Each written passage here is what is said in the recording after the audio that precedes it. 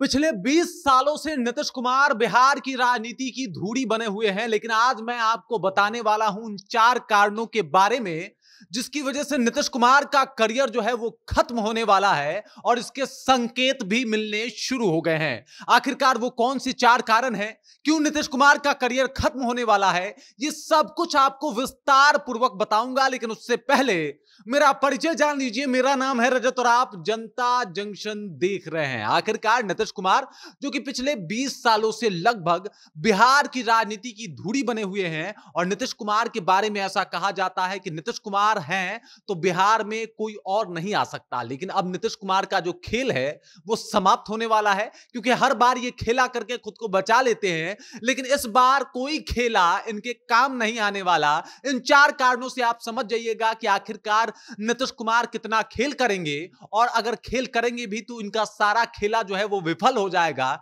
इसके पीछे का कारण, इसके पीछे का सच्चाई, इसके पीछे का लॉजिक क्या है, समझिएगा आप सब कुछ। लेकिन आपको बता दूं कि चलिए सबसे पहले आप ये देख लीजिए, ये है वो 4 कारण जिसकी वजह से नीतीश कुमार का जो है वो करियर जो है वो खत्म होने वाला है। इसके संकेत मिलने शुरू हो गए हैं। पहला कारण है ट्रस्ट जो है, इनके ऊपर जो भरोसा है वो खत्म हो गया है सभी पार्टियों का। अरे भाई साहब, जितना ये पाला बदले हैं, मुझे नहीं लगता कि इससे पहले कोई बदला होगा। नीतीश कुमार ने जिस तरीके से पाला बदल बदल के अपनी कुर्सियां बचाई है, इसकी वजह से क्या हुआ है, इनकी कुर्सी तो बच गई, लेकिन इनके ऊपर जो लोगों का भरोसा था, जो पहले हुआ करता था जब 2005 में आए थे, वो भरोसा जो है वो खत्म हो गया। ट्रस्ट जो है वो खत्म हो गया।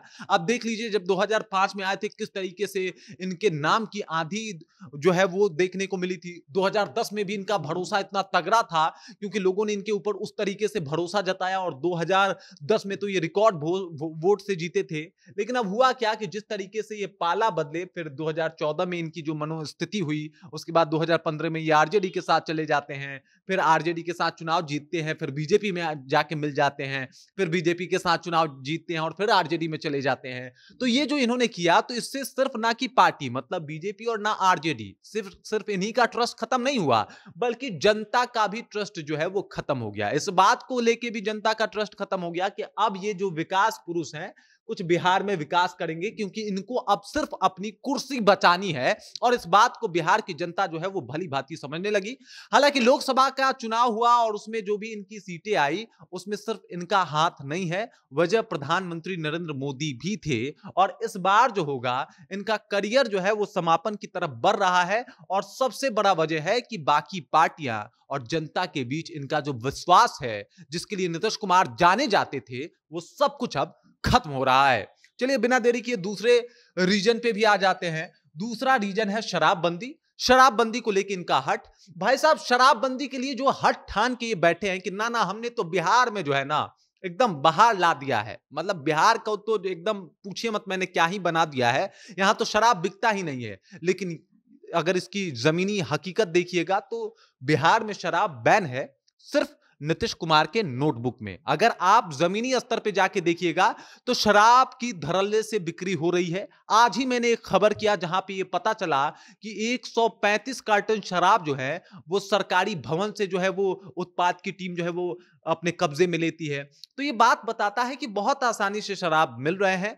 जहरीली शराब की वजह से लोगों की जानें जा रही हैं। उन लोगों के मन में अविश्वास है। एक बहुत बड़ी आबादी है बिहार में जो शराब पीती है, शराब का सेवन करती है, रेगुलर बेसिस पे ना करे लेकिन कभी कभार करती है। और इसकी वजह से आप ये भी जान लीजिए कि सबसे ज्यादा एफआईआर जो है इन दिनों जब से शराबबंदी बिहार में हुई है, शराबबंदी और शराब पीने को लेके ही है। और इस वजह से जितने लोग जेल गए हैं नीतीश कुमार की वजह से, जितने लोगों को जेल जाना पड़ा है, फाइन भरना पड़ा है, वो लोग तो नीतीश कुमार को अब बर्दाश्त करने से रहे। मतलब उनको तो इस बात का बुरा लगा है ना भाई कि हमने तो बस शराब पी थी, मतलब हंगामा है क्यों बड़पा थोड़ी सी जो पी ली है। तो उसके बाद उनके मन में ये सवाल हमेशा से चलते आ रहा है कि आखिरकार हमने शराब पी, हमें जेल हो गया, हमें फाइन भरना पड़ा।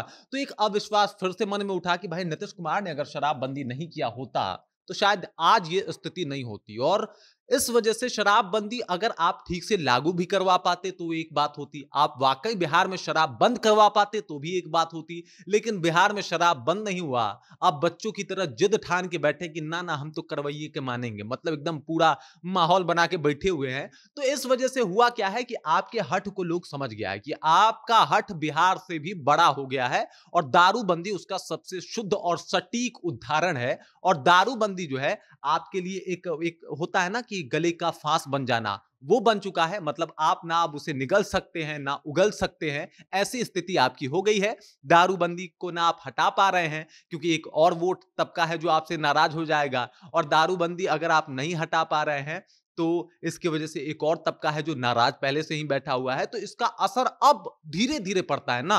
आपने जब किया 2015 में, उसके बाद धीरे धीरे रुझान सामने आने लगी और 25 तक जो है स्थितियां धीरे धीरे स्पष्ट होने लगी है। देखिए 25 में हो या फिर 2-4 साल बाद हो, करियर जो है वो समाप्ति के कगार पे है। अब चलिए तीसरे कारण के ऊपर आ जाते हैं।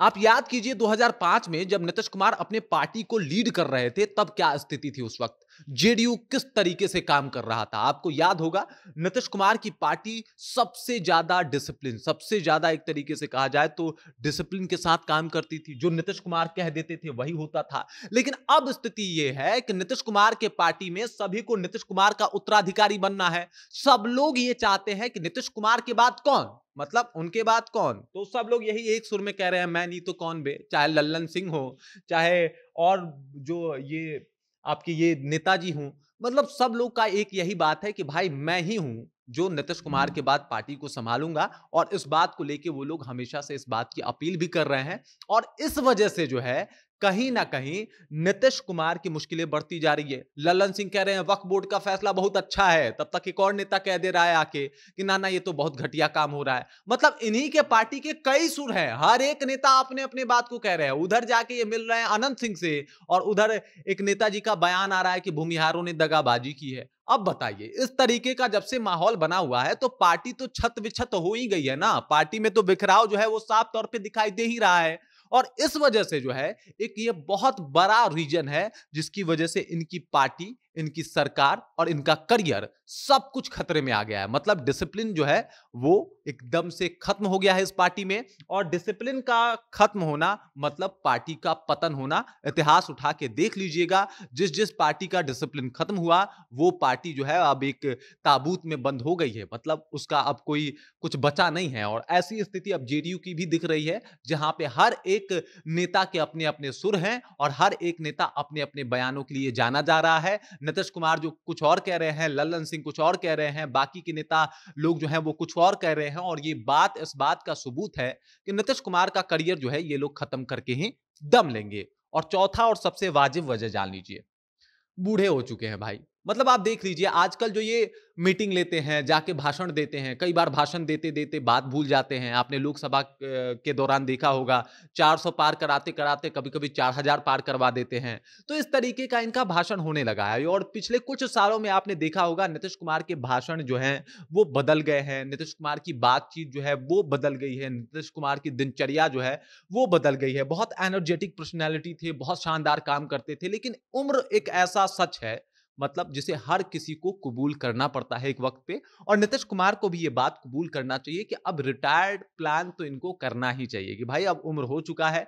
कुर्सी संभालने के लिए बहुत सारा आपको एनर्जी की आवश्यकता होती है, लेकिन वो एनर्जी जो है अब नीतीश कुमार में देखने को मिलती नहीं है जो पहले देखने को मिलती थी। जो 2005 में देखा था हमने, जो 2010 में देखा था, अब वो स्थिति जो है वो नीतीश कुमार को देखने की नहीं मिलती। मतलब वो एनर्जी देखने को नहीं मिलती, जिसकी वजह से इनके ऊपर लोग भरोसा जताएं। अब बूढ़े हो चुके हैं, इनके भाषण जो हैं कई बार कुछ हो और हो जाते हैं। आपने देखा होगा विधानसभा में एक भाषण दे देते हैं, उसके बाद हो हल्ला हो जाता है, जनसंख्या नियंत्रण पे इनका भाषण हो जाता है, और उसके बाद पूरा बवाल मचता है। और ये कहीं ना कहीं उम्र का एक वजह हो सकता है। पप्पू यादव ने भी कहा था कि नेता बहुत अच्छे हैं लेकिन उम्र सब पे हावी होता है। इस वजह से नीतीश कुमार के ऊपर भी जो है उम्र हावी हो रहा है। और इसी वजह से नीतीश कुमार जो है अब रिटायर्ड प्लान करें। और यही वो 4 वजह है जिसकी वजह से नीतीश कुमार का करियर जो है अब धीरे धीरे करके समाप्ति के कगार पे है। और जल्द ही नीतीश कुमार जो है वो रिटायर्ड होने वाले हैं राजनीतिक तौर पे, ये मैं आपको बता दे रहा हूं। बाकी नीतीश कुमार को लेके, नीतीश कुमार के करियर को लेके और अभी जो मैंने 4 कारण बताए, इस बात को लेके आप क्या सोचते हैं? आपके ज़हन में क्या कुछ चल रहा है? कृपया कमेंट करके अपना विचार हम तक ज़रूर पहुंचा सकते हैं। बाकी मेरा नाम है रजत और आप देख रहे हैं जनता जंक्शन।